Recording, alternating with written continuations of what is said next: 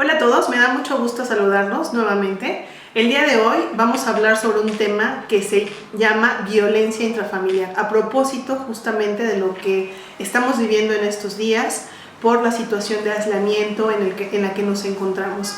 Y las notas han sido sumamente fuertes en el sentido de decir que este tipo de violencia ha aumentado. Para ello, pues es importante conocer qué significa, qué implica la violencia intrafamiliar. Podemos mencionar que la violencia intrafamiliar es todo aquel acto u omisión recurrente dirigido a dominar, someter físicamente, psicológicamente, emocional, socialmente y que dañe a cualquier miembro de la familia. El eje central de la violencia es la necesidad de ejercer superioridad, dominio y control de una persona sobre otra, y para lograrlo ejerce agresión. Es importante que conozcamos que existen diferentes tipos de violencia en materia familiar, no violencia intrafamiliar. Una de ellas es la violencia psicológica. ¿Cómo opera esta violencia psicológica en el entorno familiar? Es cualquier acto o cualquier omisión que dañe la estabilidad psicológica de cualquiera de los integrantes. Puede ser negligencia, abandono, un descuido reiterado, la celotipia, las humillaciones, la indiferencia, las comparaciones destructivas, el rechazo, la autodeterminación y las amenazas. Todo esto conllevan a la víctima a estar en un ámbito de depresión, de aislamiento, de devaluación de su propia persona, de su autoestima e incluso a veces llegar a grados como el suicidio. Esta se expresa o se representa como un largo proceso en el cual la víctima no se da cuenta que el agresor está vulnerando sus derechos y que tiene que ver con un maltrato que es sutil y difícil de detectar.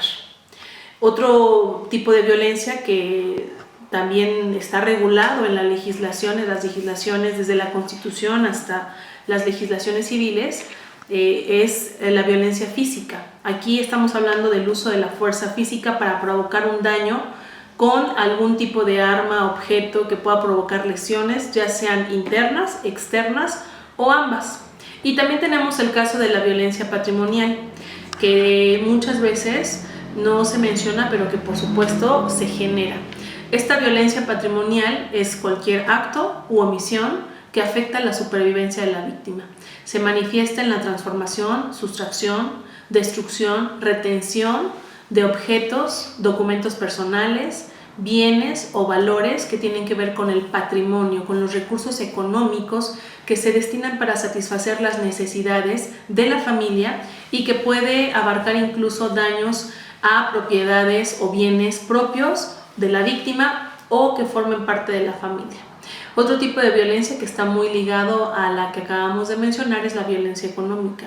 Esta violencia tiene que ver con la situación en la que el agresor afecta esa supervivencia económica de su familia o de la víctima.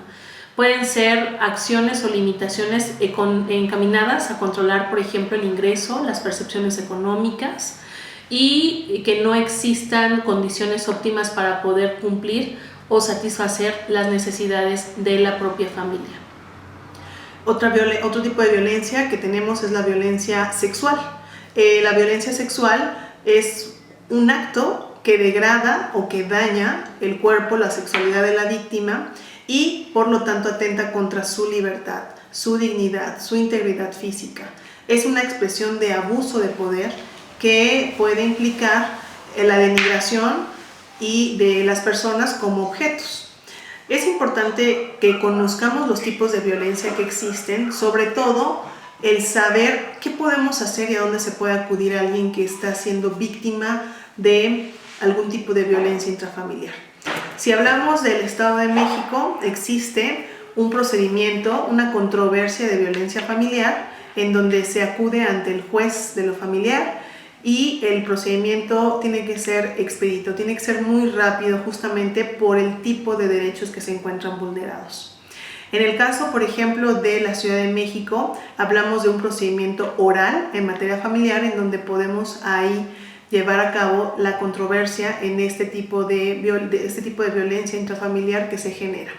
En ambos casos, lo que se tiene que hacer es plantear la violencia de la cual estamos hablando. Se tienen que tomar medidas preventivas en donde de lo que se trata es de proteger a la víctima o víctimas que están sufriendo y que están siendo víctimas justamente de este tipo de violencia.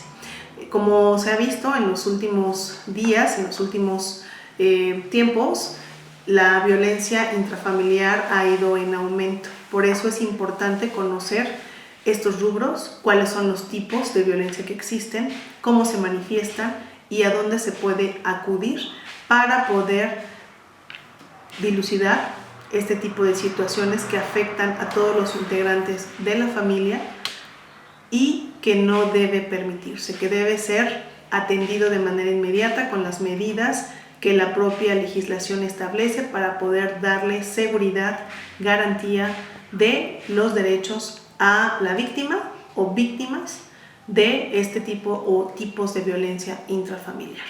Los esperamos en la próxima cápsula, esperamos que sea de utilidad estos temas que estamos mencionando y que nos puedan escribir, que nos puedan dejar sus comentarios, que nos mencionen sobre qué temas quieren que tratemos, que abordemos, y próximamente podremos hacer a lo mejor una sesión en vivo en donde podremos hacer una interacción mucho más real con todos ustedes. Les envío un afectuoso abrazo y nos vemos en la próxima. Gracias.